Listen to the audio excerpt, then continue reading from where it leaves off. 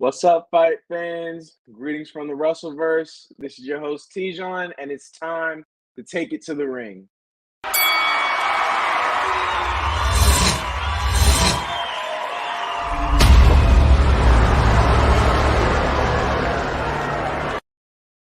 right, so man, I promised y'all I was gonna cover it again, man.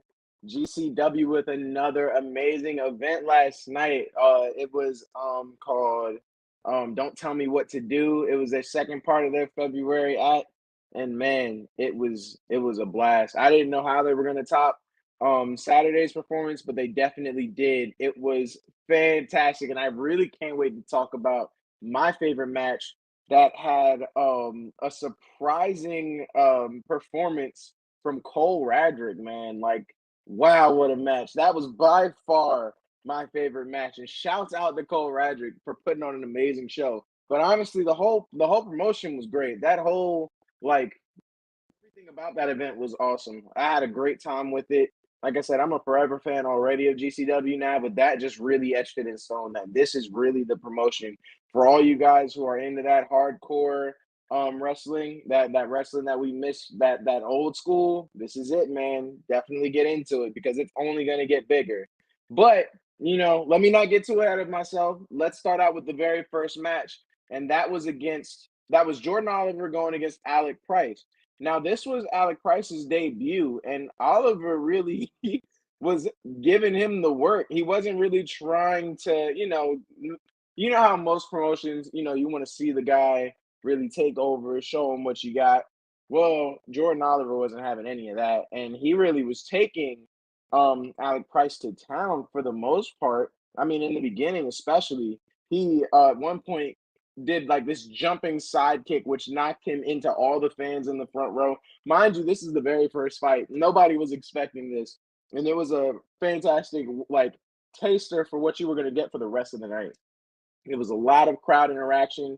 It was just plenty of stuff going on in GCW last night. It was a whole lot of fun. I gotta say, man, I had so much fun with this one. But you got to give it to Alec Price for it being his very first fight in GCW. A lot of people didn't know his name before this, but he definitely made a fan out of some people with this performance. He had a great comeback, really impressive showing from him. I gotta say, it was impressive, especially against somebody like Jordan Oliver. Like Jordan Oliver is a slept on fighter. He mainly opens up, but he's a solid opener. He always makes it a very entertaining fight every single time he steps in the ring, and he always sneaks in a victory. Like every time that I've seen him fight, it's always been great. I've never had anything bad to say about Jordan Oliver. So for Alec Price to have such a decent showing was really telling for what he could bring to the promotion, and I can see why they brought him in. It was really cool. But Jordan Oliver was just a monster, man. Like he's much more experienced, you can tell, and he really took Alec Price's town. It was really like a welcome to GCW moment. That's what this match kind of felt like because Alec Price really was getting kind of cocky for a little bit, and Jordan Oliver really wasn't having any of it. So I think that was really the take of this match. Jordan Oliver just started beating his ass, if we're being completely honest, taking over the fight. And that's not saying that Alec Price didn't do a little bit of damage. This giant stomp that he did on Jordan Oliver, I thought really put him out. But, like I said, that experience really showed through. And Jordan Oliver ended up getting that pin and getting the win over Alec Price. But from this match, again, this is just a preview of what we can expect from Alec Price from now on. So I'm super excited to see him and see what he can do from now on. I think that, he's an excellent addition, especially since we don't know what's about to happen with Nick Wayne now that he's going to AEW. This might be a nice little, I guess, possible replacement. I don't think that Nick Wayne is going to fully leave, but we're not going to see as much of him. That much we already know. So, adding Alec Price is a smart move on the promotion, and it looks to be a good replacement and super entertaining for sure. But let's get into the next match. Now, this one we knew was going to be awesome. Drago Kid, versus ASF. You can already tell from their stature if you've never watched GCW before. Look at them. This is a luchador fight. If what that means, it's going to be complete acrobatic styles just between them. They're gonna do high flying flips, all that, and that's exactly what they did. I mean, they were just running at each other, flipping over each other, just like doing all those big moves, those Hurricane Ranas you can see right there, just like huge variations too. You see two people with that luchador kind of style, that Mexican style of wrestling, it's a lot of variations and counters because those moves are a little bit the same, so you have to add some spice to it. You got to add some flair, and that's 100% what we saw between them. It was really even in that way. After the first few minutes, it was kind of hard to put your hat to who was going to win. It was very, very even. And props to Drago Kid, man. He did this perfect moonsault over the ropes. Like, it was beautiful to watch. It was in slow mo. It felt like just watching him soar. You can see how high he went.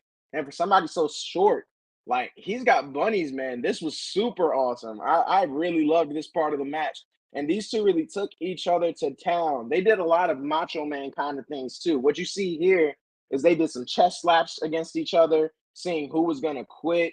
It was just a lot. They like stood on a turnbuckle, like they both agreed to stand on a turnbuckle and just duke it out and just start fighting on top of the corner.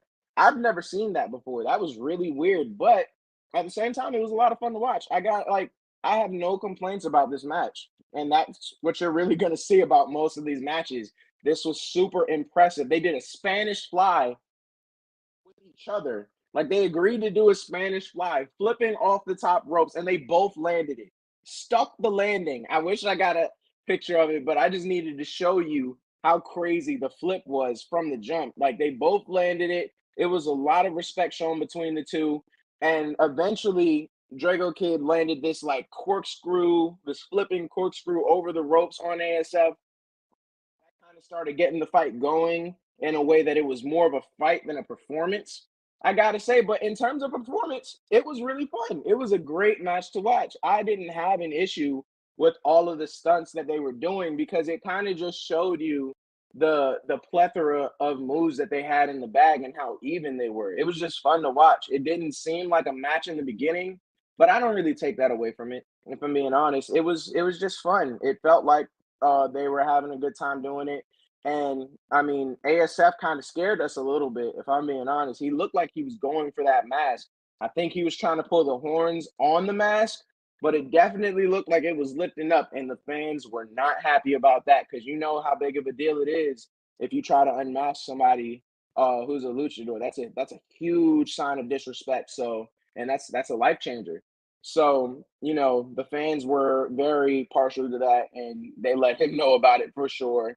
And this was an impressive power bomb, though, off the ropes for ASF. I haven't seen that much power from ASF, if we're being honest, but clearly he definitely has that.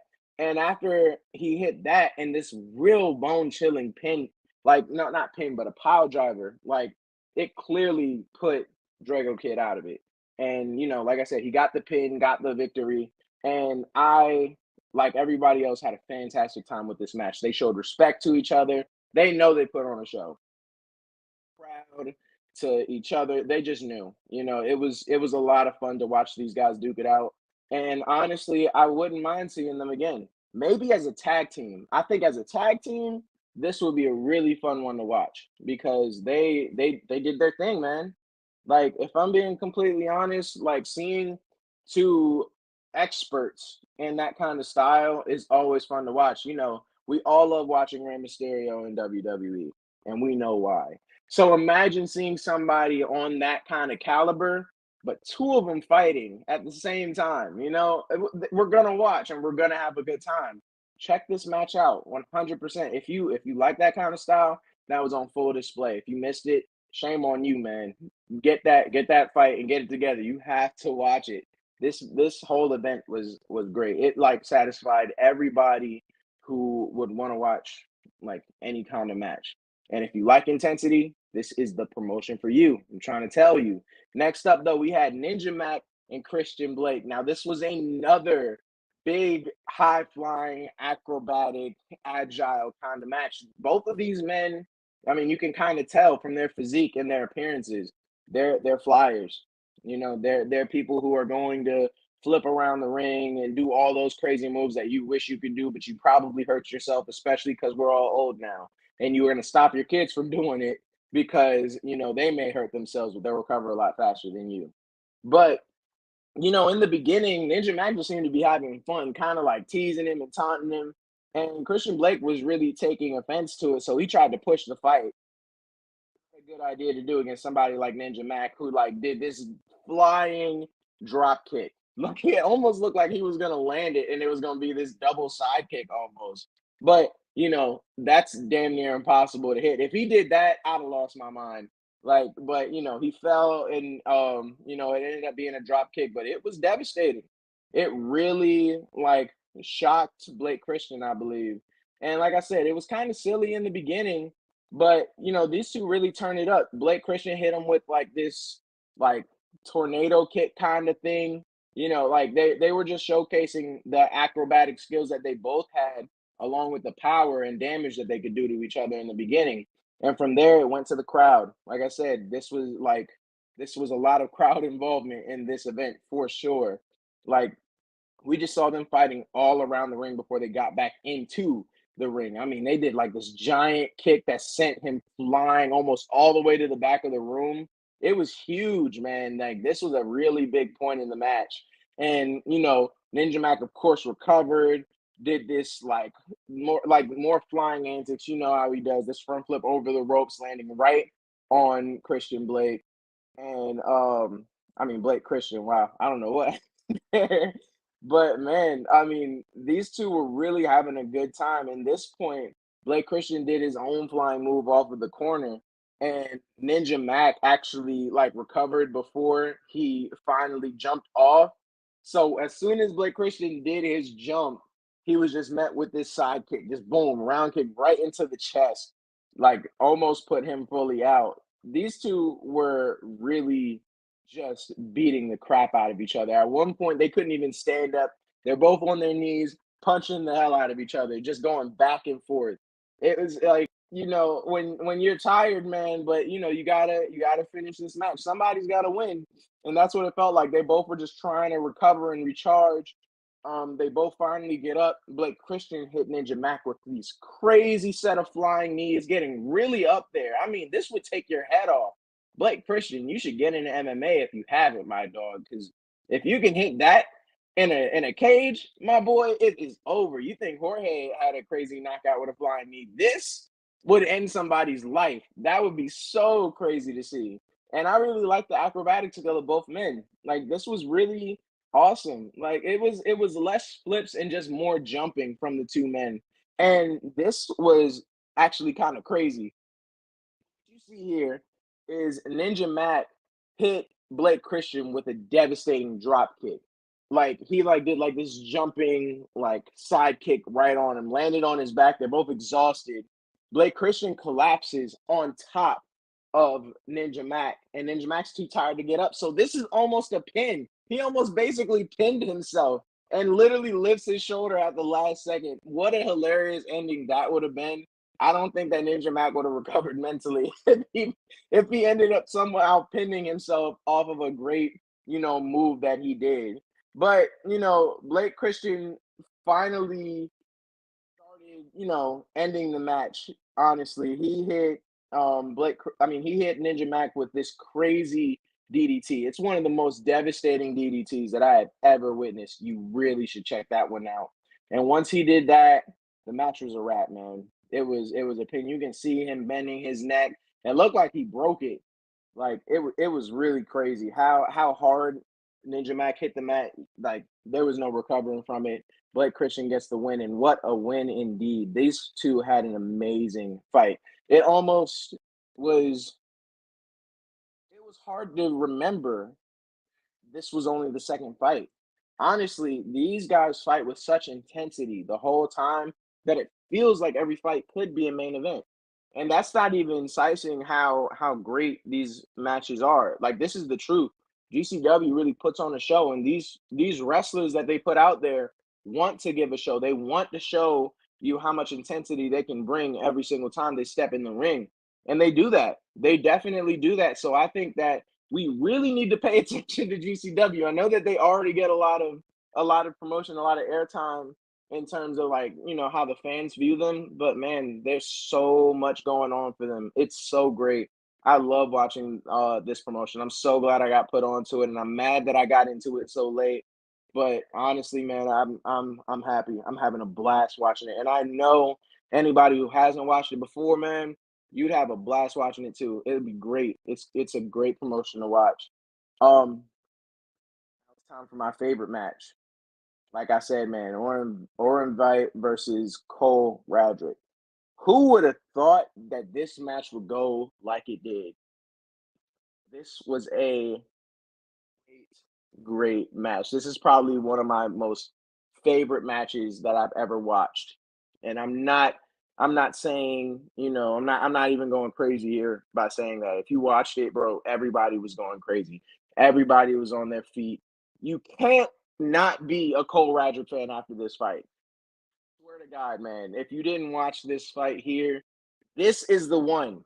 If you've never watched GCW before, this is the match that I'm going to tell you to watch because it'll just show you just how crazy and intense and vulgar GCW can be.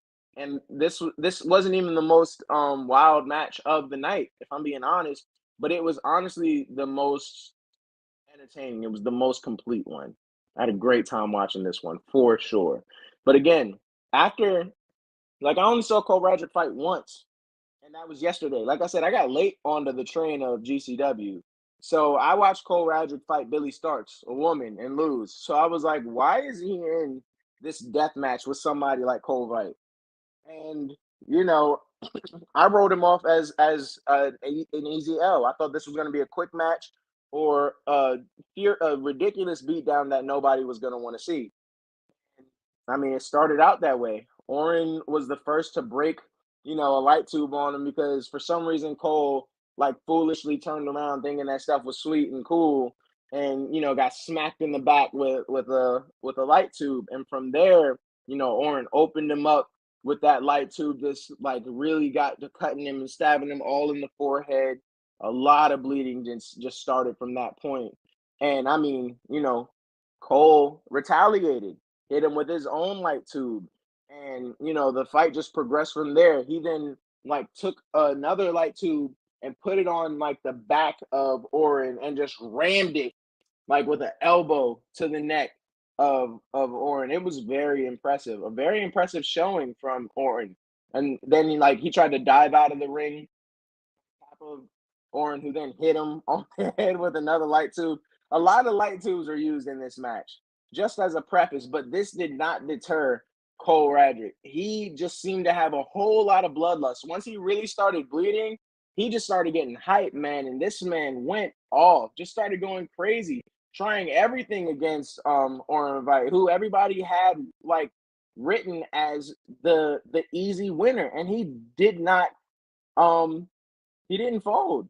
You know, he full on sprinted into like this senton flip into several light tubes smashing right into Orin in this clip here.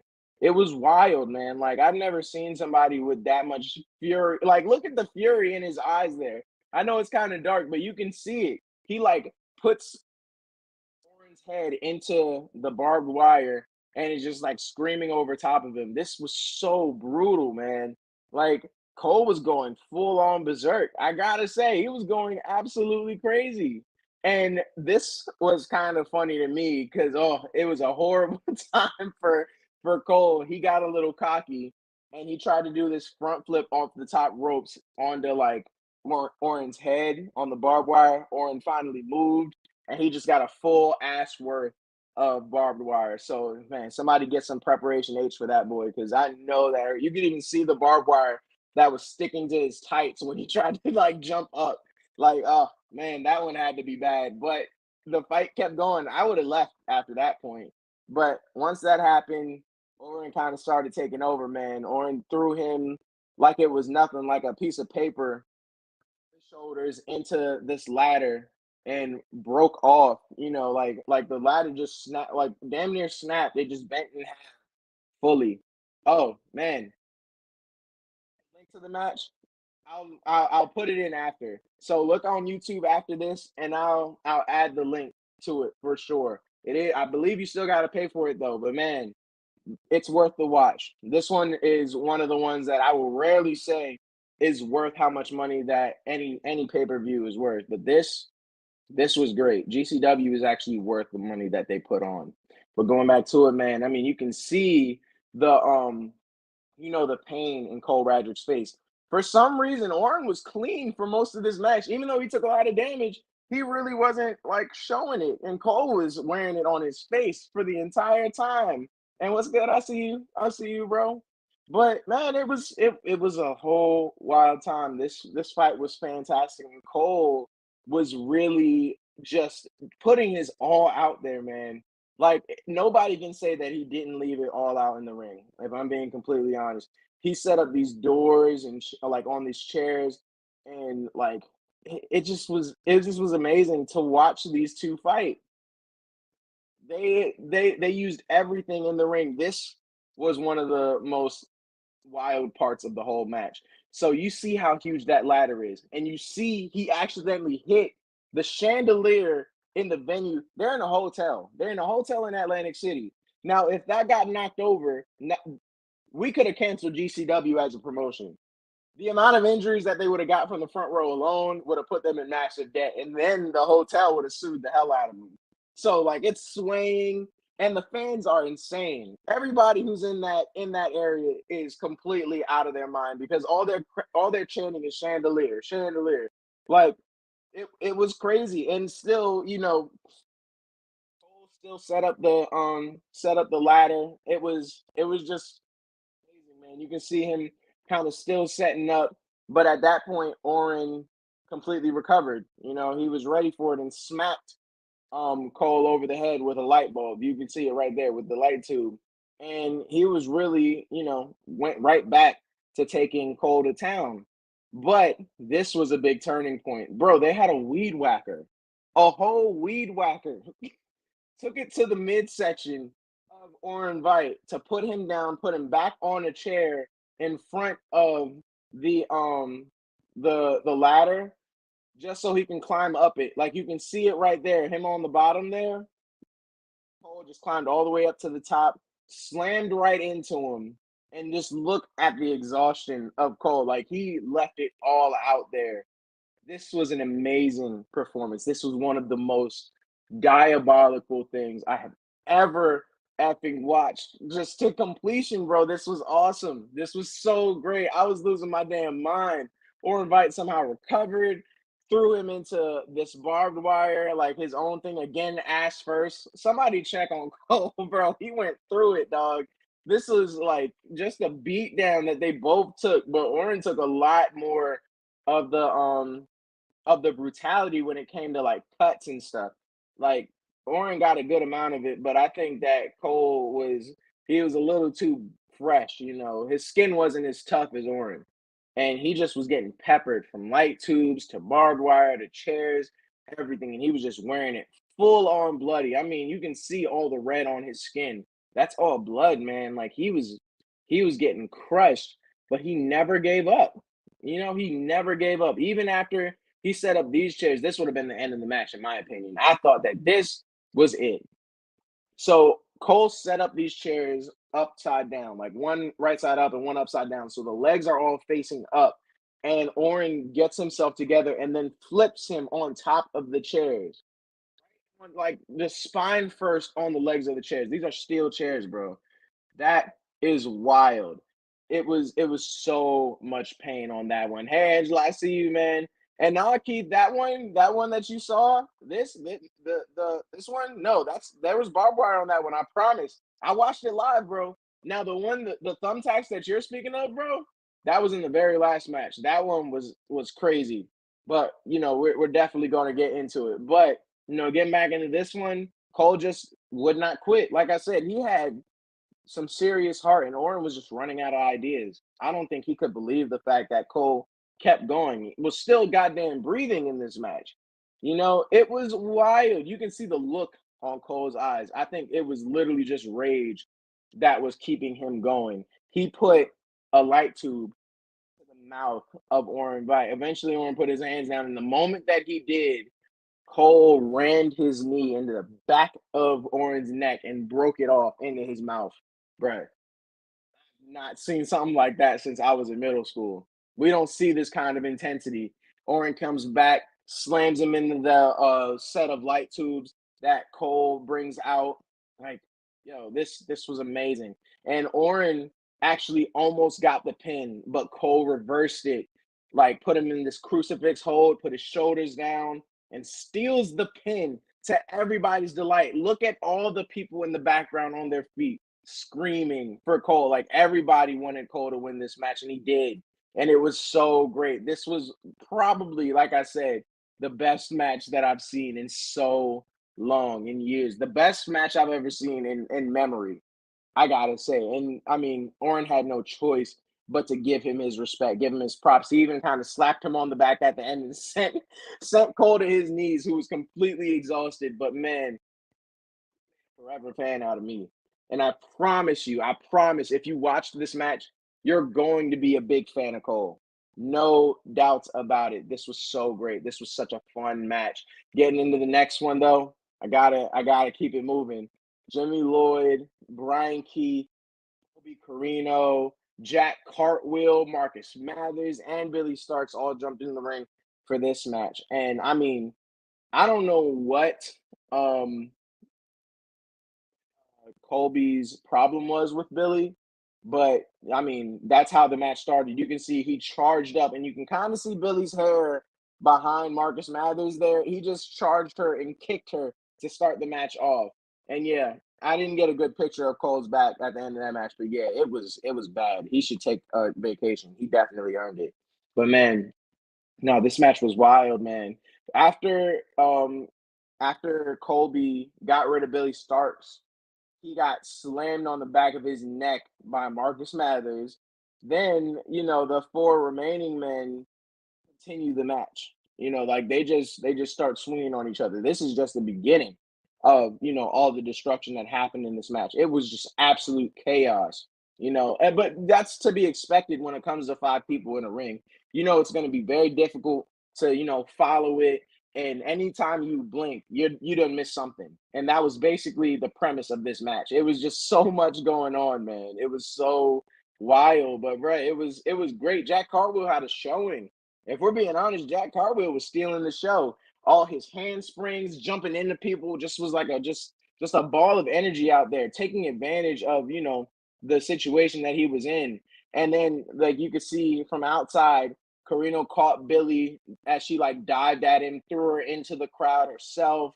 And this was another series of events where, it got really wild. Marcus Mathers dives out and onto everybody after a front flip. And then Jack Cartwheel, after throwing Brian Keith out, he just does this massive aerial over the ropes. Like he was on the top ropes, just does this dive bomb aerial on top of everybody. Like, props to the people that are in the front row.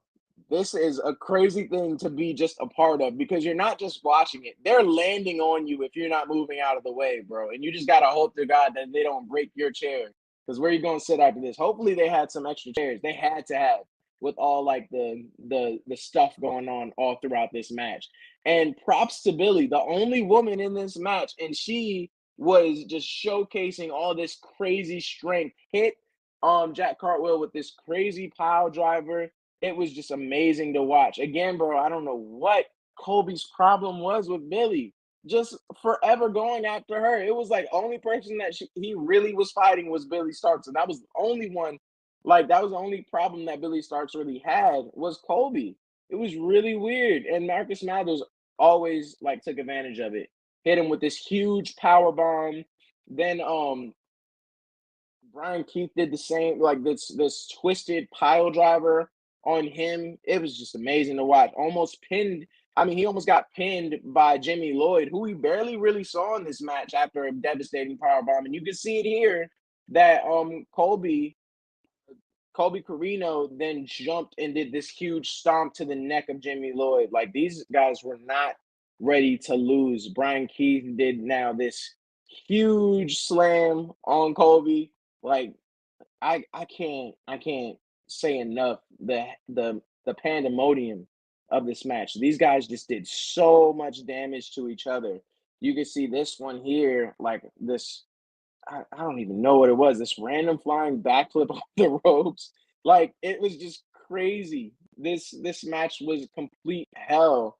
And then Jimmy Lloyd tile drives Jack Cartwheel into oblivion in this shot. Like there's so much brutality when it comes to GCW. That's really the only thing that this entails. Whenever you watch a GCW event, it's guaranteed to blow your mind with how much power and aggressiveness comes out of every single wrestler. I mean, you could see it.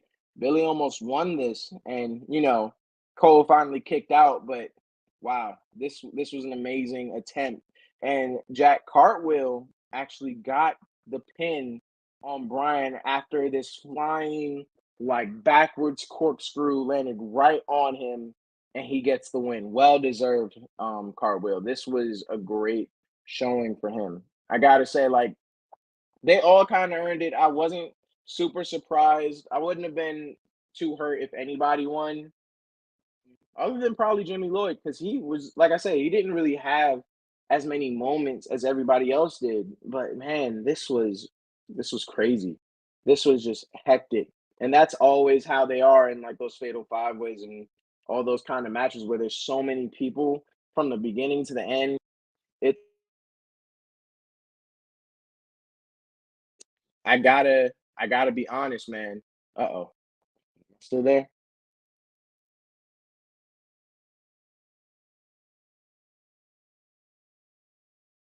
Hold on, guys. Oh wait, I'm back. Cool, awesome. I don't know what happened there, but all right. So let's get right back into it, man. So the next match was actually a tag team match between Joey Janela and Marco Stunt versus the two men in second gear crew, AJ Gray and Matthew Justice. This was a fantastic match between the two. Gotta say, I had a great match, like a great time with this one in particular. Like it was kind of comical. It was like we got to see so much craziness happen between the last few matches that it was almost a little bit of a relief between between matches. It was like too intense, so they had to bring in some fun. So Joey and Marco really, like you can see it here in this shot. Joey and Marco like blitzed AJ Gray and Matthew Justice with like this interesting move where he like power like this did this press move on top of uh-oh. Keith, am I back? Yeah, I know. My voice went away, but I think I'm good now. I kind of checked it. If you can hear me before I keep going, give me a sign. Give me a sign. Hear me? Keith. Don't go blank on me now. Can you hear me? Am I here? Can you see me? Hello? Don't do this to me, Keith. Hold on. Okay, thank you. Thank you, Five Dog. Thank you. Oh my God. Yeah. Bro, thank you, man. Thank you. Okay, cool. All right. So let me get back into it. So he power presses Marco Stunt over and just flings him into AJ Gray and Matthew Justice. And that just opens up a can of whoop ass before the bell even starts. Like they're already devastated from that. Then Janela follows it up and just like does this flying front flip over the ropes.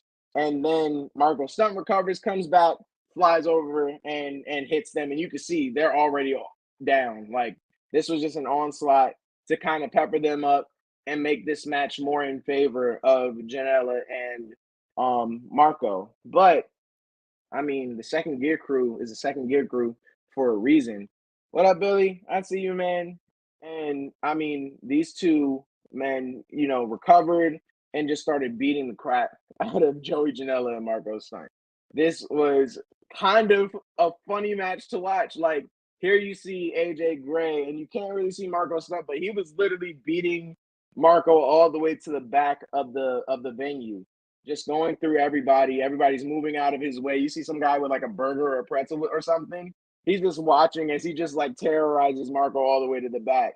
Then Joey Janela takes a fan who's in a wheelchair and like throws him into AJ Gray. Like this was just a really fun match. I got like it was intense and brutal, but it had moments of just like fun, you know. Yeah, the power of voice. Thank you, Keith. I like the JBL fun though. It's cool, man. But moving on, man. This was a crazy fight. I think that like this was probably one of the more not one of the more silly fights because we kind of saw another silly one, but this was super entertaining. I was not hating on it at all because it was still intense. It was still brutal. Um, the fight literally took place all around the venue, not just around the ring. You can see it. They're all the way in the back. They were near the commentators and the broadcaster sections. Like you saw everything. They were getting their hands in every single thing. Joey Janela actually at one point punted a trash can that hit AJ Gray in the back of the head. And Matthew Justice then retaliated and just was beating the hell out of him with that trash can. It was just crazy to watch. In this shot, they went all the way to the merch table, and Matthew Justice was just beating crap out of Marco Stunt on that table. It was just wild. The most I can say was that it was wild. Like, I mean, the very least I can say was that it was wild. Here, I just want you to just look at this shot real quick.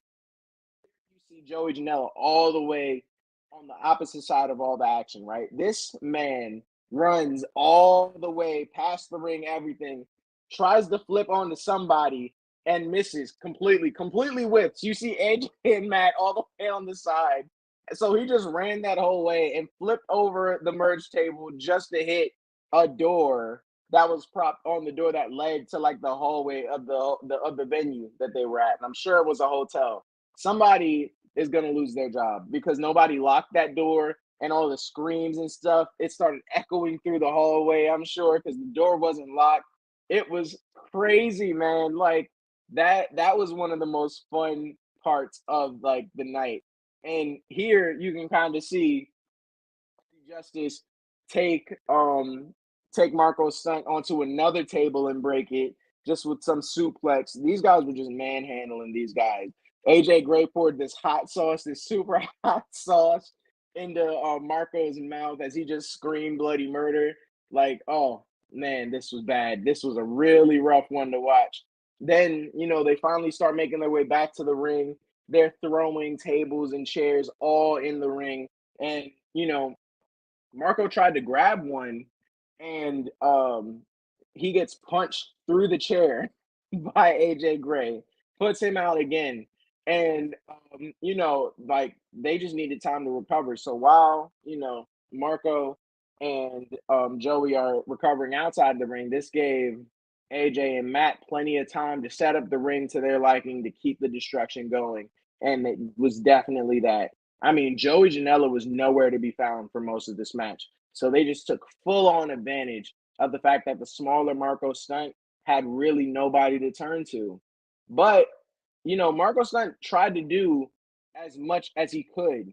Marco did as much as he could to like keep the beat down to a minimum, but he was just overwhelmed by these two bigger guys, and they're so skilled.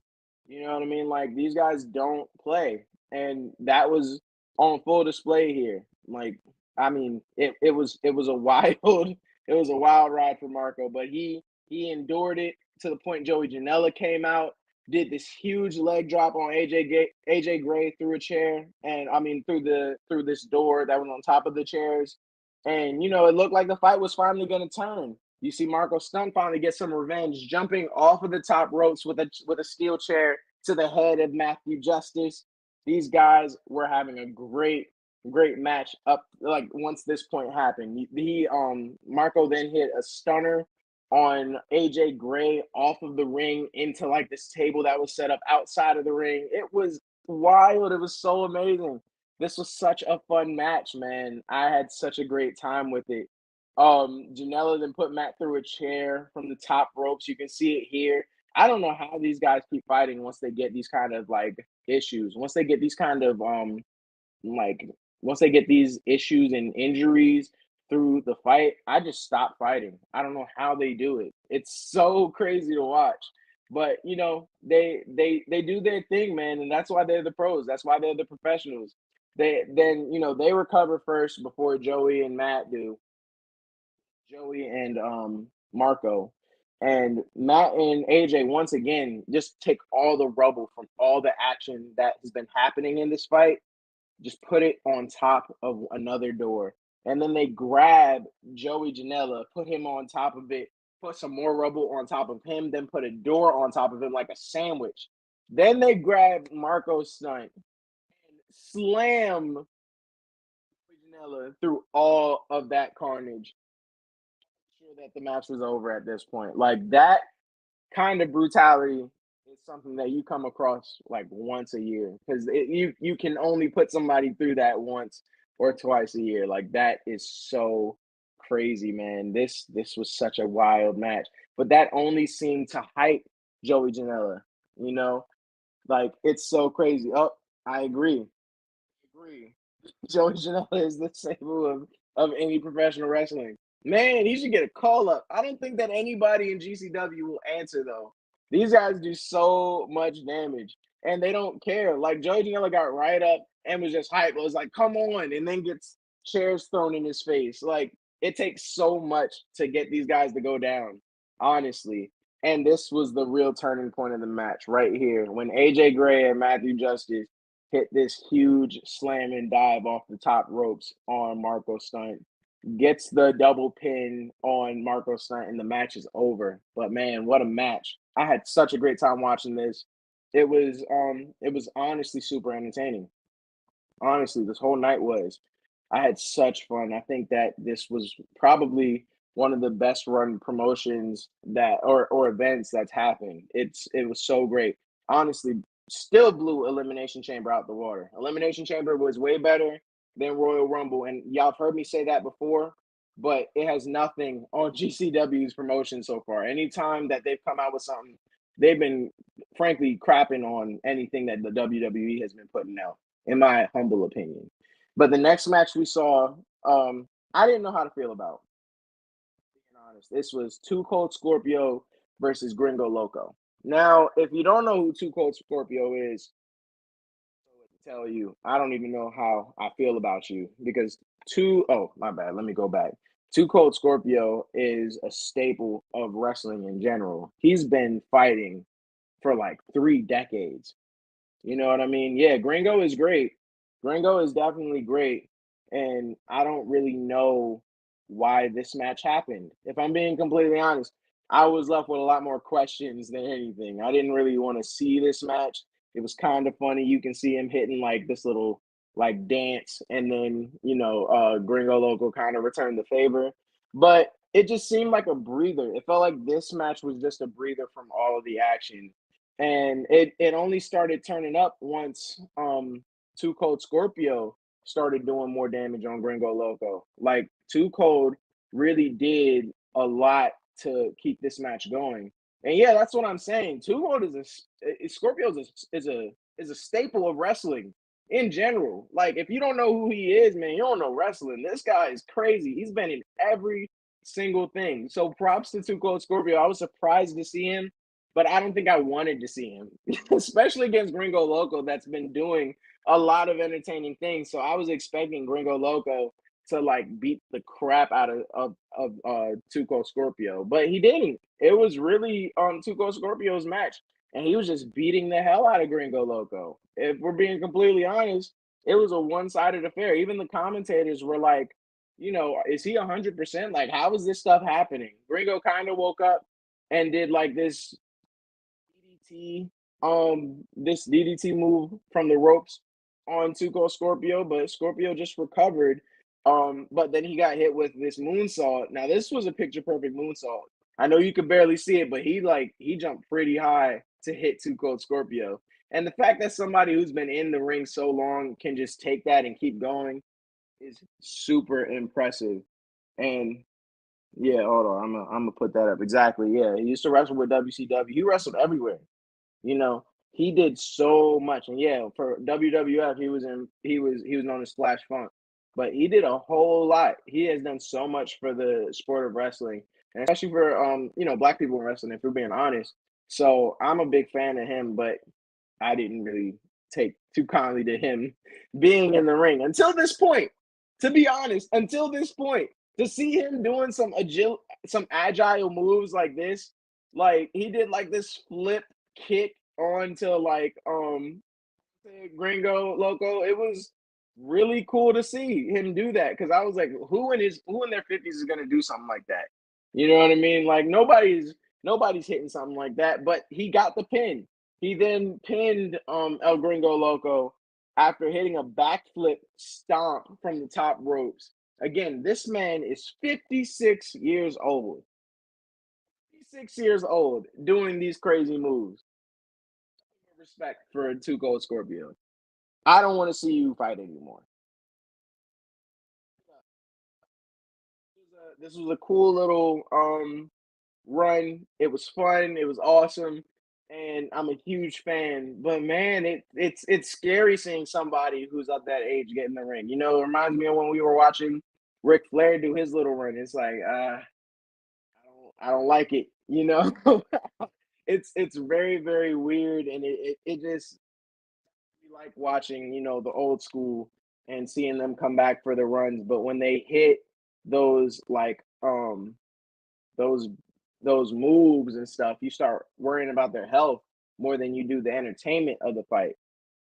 So, with that being said, man, I'm good with this. Don't have him fight anymore, please. Especially against somebody like Gringo Loco, who has been nothing but entertaining in GCW, especially this year. Like he's been having some really good fights. So, I'm gonna hope that this is the last that we see of him, and just pay him his respects, give him some money if he needs it or whatever's going on, but don't let him step in that ring anymore, please. I don't want him to risk his life or his body any more than he already has. Now, for the main event, get into it, man. I thought that the main event was not going to live up to standards until I realized who was in the main event. Now it's the rejects, John Wayne Murdoch and Reed Bentley going against the Hate Club, Nick Gage and Matt Tremont for the tag team championship. And just so you guys realize what's at stake, this is a death match also. What? This was already going to be a wild ride. And I mean, if you didn't know that from before, you already like the match started, you got a good idea of how this was gonna go. They were setting up stuff like it was gonna get crazy. We all knew that it was gonna get really, really crazy. You might know if Gringo and Too Cold have any history. I don't know. I don't know that. So somebody answer him because I have no idea. But it seemed like they were really cool. But getting into the main event, like almost immediately, these guys started using stuff on each other. I mean, Gage got blasted with this huge cluster of light tubes. Matt Tremont gets tagged in and beats the hell out of Reed Bentley with some light tubes as well. Like these guys just went off. Nick Gage blasted, like did this huge charge and blasted right through um, John Wayne Murdoch through a glass pane. Like you can see already, there's already blood happening all through this match. Like these guys went ballistic on each other. Now this is where it started getting real bloody. Now again, Nick Gage is full on already cut up. Now it's time for some payback. Yeah, Tremont is deathmatch wrestling. Like Tremont is like when I think of deathmatch wrestling, I think of him in terms of like especially this age of wrestling. He's the guy that I think of. But Nick Gage is also that guy. Like Nick Gage put Murdoch through blender. You know what I mean? Like was killing this man with so many weapons of his choice. First, he took a light tube to John Wayne Murdoch's head, just peppering him. You could see him just shanking the forehead of John Wayne Murdoch. Like it was so it was so crazy. Yeah, Cactus Jack would have been proud. I'm glad you said that. Yeah. Yeah, and exactly 5. Yeah, Nick Gage is right there, and he is the staple of GCW wrestling. Like this guy does it all, and that was on display in this match. He was taking these guys to town. He even took a pizza cutter to the head of John Wayne Murdoch. I've never seen a pizza cutter used before. And he's just using it like a violinist with their violin, just going off on the head of John Wayne Murdoch. It was real brutal to see. The people that like to watch these kind of matches would turn away a little bit. I was like, this is pretty brutal stuff.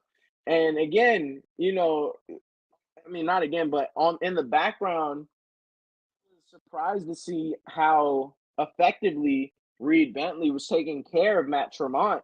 He was like really beating the crap out of him for most of the match and was just throwing chairs on top of him. There was like a mountain of chairs. You can kind of see it there. And that's Matt Tremont in there, you know? He was doing what he had to do to keep him a non-factor. And at one point, Nick Gage and John Wayne Murdoch sat down and just were punching each other, Macho Man style. Who's gonna outlast who? And eventually Bentley finally came in the ring, and these two just started taking Nick Gage to town, testing the toughness of the face of GCW. If I'm being honest, like I didn't know how long Nick Gage was gonna last because he was getting beat the crap out of. Once that started, once Reed Bentley entered the ring and he had no help, I mean, they just started bullying this man, beating him down, senseless. You can see it. I mean, I thought Nick Gage was gonna not fight after this. It felt like an ending match. And even when Matt Tremont finally came back in the ring, it just wasn't enough. It just didn't seem like there was anything that was gonna save them after that point. But like, oh, before we get into what happened, like this was probably the part that I thought was gonna end it. They placed a glass pane on top of Nick Gage and then did this double drop kick right into his face. Dude, the carnage of GCW knows no bounds. I don't know any other promotion that's gonna do that to their fighters or allow that kind of punishment, and they're just gonna be like, yeah, all right, yeah, that's fine. That works out. That checks out. It'll be fun. Like that's so crazy to me. And these guys do this stuff every time they step in the ring. This isn't anything new to them. And you can tell, like, they just had no issues with it. Nick Gage finally gets up and gets some payback of his own on John Wayne Murdoch. And that was really nice to see. You see, he gets that glass pane and just smashes it all on his face. And he gets this pile driver, huge pile driver through the glass on Murdoch. Like that was a very nice one to see. Oh man, I had a great time with this event. Now this was probably my favorite like part of this match. So seeing Matt Tremont choke slam the life Reed Bentley onto the barbed wire right on his back. That was so great to watch. And I mean, like this was the beginning of the end for the match. Once this happened, it was over. We could tell. Matt Tremont took out a bag of tacks. Now, this is what I was talking about, man. Took all these tacks out of this bag. You can see it. It's just like rain. It looks like water in this shot. But all that is tacks going onto the body of Reed Bentley. And then from there, he goes from the top ropes and slams himself on top of Reed Bentley and gets the pin. It's over. The match is done after that. They keep their belts, and this is one for the books, ladies and gentlemen. I mean, this was so great. This was a great way to end it. After seeing the Colby and Orin fight, I didn't think that anybody would top it. I wouldn't say that this match topped it, but it was right up there. Like I feel like Cole was right here, and Nick and Matt were right here. It was like right above what Cole and Orin did. So I'm happy with how this match ended. It was super fun to watch, and I had a great time with it. And I know if you didn't watch it, man, just watch the whole event. I've said it now like 12 times, and I'm gonna keep echoing it. You gotta see this one, man. If you don't watch any other GCW, if you've never watched it, but you complain about WWE, and you're kind of happy with AEW, but you're still not satisfied, GCW is your promotion. I promise. I promise you. Especially if you're on the East Coast, you can even see it live because that's where they most like all their stuff. So check it out, man. GCW is the league for you. Like, yeah, Craig. It's on Fight. Go on Fight TV and look up, GCW and their most recent events. Watch both of them. I covered both of them, but yeah, that last one was legendary. I promise you. And oh, thank you, Fife. I'll check it out. MLW. I'll put that on my list for sure because I'm new to this indie stuff. If I'm being completely honest, I'm one of those guys, man, that I just follow what's on TV. I was one of those guys before it became my job. You know what I'm saying? But this was great. I love it, and this made me really start wanting to pay attention to the indies because there are so many great fighters and great wrestlers in this stuff. So definitely check out GCW, man. But I want to get into the ratings now. So for everybody that's new to how we at Take It to the Ring do things, we do things at a 1 to 5 scale. So 5 stars being the highest, 5 stars is fight forever. 4 stars is oh man, this is awesome. 3 stars, you still got it. 2 stars is what? And 1 star, boring. Don't watch it. You're better off watching me or somebody else on my crew and, getting our rundown because it'll probably be more entertaining. But, I mean, this was a 5. If I could give it more than a 5, I would. Shit, I would give it a 10. This event was just full on fantastic. It hit all the check marks that I have when I watch a match. And even watching it from an analytical standpoint and not just as a fan, I mean, it does everything. It does everything that you would want for somebody like me, or anybody who's watched wrestling since they were a kid. It's just a great, great promotion. And these guys really put their hearts and soul into every single match. And that's something that you don't really see often or consistently in major promotions. Once they hit the big leagues, there's a lot more business involved. There's a lot more censorship. You don't have to worry about any of that when it comes to GCW. It's awesome. It's so great and it's so raw. I love watching GCW. I will definitely be an advocate for anybody just getting into it, man. Like, because I'm that guy. I just started watching it about 2 months ago, and I have not been disappointed. I promise you. I promise you, you won't be disappointed. Just give it a chance, man. But yeah, exactly. There's they you can watch their matches on YouTube. Like, check them out, man. Check out GCW. But I'm gonna end it here, man. That's all I got when it comes to this event. I had a great time with it though, and I promise again, just give it a shot. If you hear anything that I say from this, it's take the one thing that I've said from the beginning to now. Watch it. Watch GCW. Give it a chance. I promise you will not regret it, and you'll watch it from now on, just like me. But follow us, subscribe to us. Just click those links in the bottom and after this when you see the end screens, man. Check us out on Instagram, TTR Wrestling, YouTube, Take It to the Ring, Twitter, same thing, man. You can see us anywhere. We give you all the fight news that you need, every recap, all the spoilers, all the rumors. It's on this channel. This is your thing, man. Definitely check us out. And that second one, man, the All Real Crew, that's me and 2 of my boys. We cover everything from wrestling to MMA, everything. We talk about all the big happenings. We even have some side fun as well. We do some pranks on each other, some punishments after we like make bets. You know, grab a beer, grab some shots. Join us with it, man. We love to have fun with it. And definitely on everything that we do, leave some comments. As you can see, we love hearing what you guys have to say. I will gladly talk to you guys while I'm still, covering the stuff because that's what this is about, man. This is like, when we were all in school at lunch tables talking to each other, just going over everything that happened last night. That's what this feels like to me. And I have such fun doing it, man. So, and I'm glad to see you guys do it. Thank you, Keith, bro. I love you guys, man. This has always been fun. But, Until next time, I'll see you guys tomorrow night. I'm covering Monday Night Raw. Not tomorrow night, but tonight I'm covering Monday Night Raw, and then tomorrow morning I'll be doing the same thing. So catch me on the Monday Night Raw recap. Me and Billy are gonna be doing it. And until then, guys, I'll see you then, hopefully. But keep it real for sure. I'll catch you.